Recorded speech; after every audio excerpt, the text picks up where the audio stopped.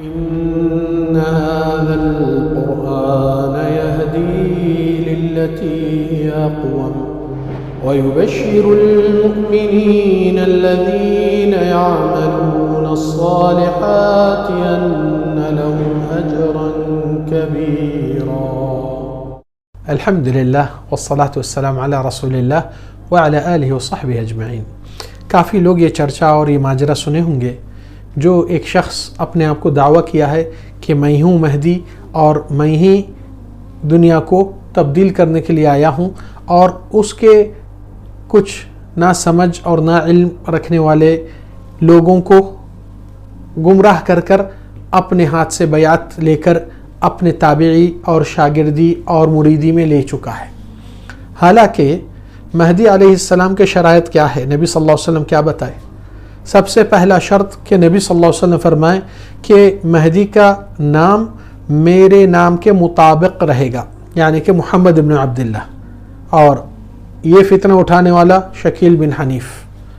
پھر رسول اللہ صلی اللہ علیہ وسلم فرمائیں کہ حدیث کے مطابق اللہ یصلح المہدی فی لیلہ، اللہ تعالیٰ اس مہدی علیہ السلام کو ایک ہی رات میں تیار کر دے، یعنی کہ اس کو معلوم نہیں کہ وہی مہدی ہے، مگر اللہ سبحانہ تعالیٰ اس کو اس مقام پہ لے آتے ہیں اور اس کا بندوبست اور مقام اللہ تعالیٰ دلا دیتا ہے، اور لوگ پہچانتے ہیں کہ یہاں یہی مہدی ہے، اس کی صفات یہ ہے، اور اس کو بیعت دی جاتی ہے.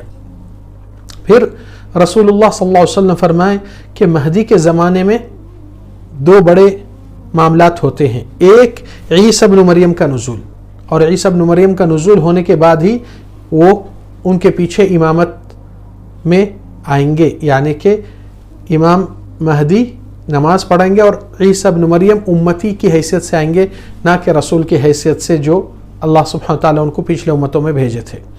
پھر دجال بھی آئے گا، اور دجال کو قتل کرنے والے عیسیٰ ابن مریم رہیں گے، اور وہیں باہر مسجد کے اللہ سبحانہ تعالیٰ کے نبی صلی اللہ علیہ وسلم حدیث میں بیان کرے. پھر بتائے نبی صلی اللہ علیہ وسلم کہ مہدی صرف 7 8 9 سال ان کی زندگی اور زمین پہ عدل اور انصاف پھیلائیں گے، اور زمین کی خیر و برکت اتنی رہیں گی کہ حتیٰ کہ ایک خاندان پورا ایک انار کھانے میں کافی ہو جاتا ہے ان کے لیے. ایک انار اتنی برکت آتی ہے یعنی کہ ثمرات میں، اور وہی انار کے چھلکے سے ایک ڈیرے کی طرح ڈھانپے جاتا ہے پورا خاندان، یعنی کہ ہر پھل میں اتنی خیر و برکت مل سکتی ہے.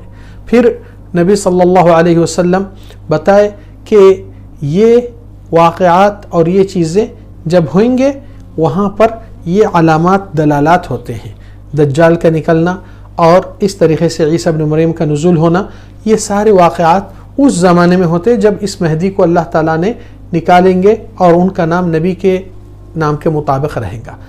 یہاں پر جو فتنہ اٹھا ہے، نہ کوئی ایسی چیز ہوئی، نہ کوئی اس طریقے کے معاملات ہوئے.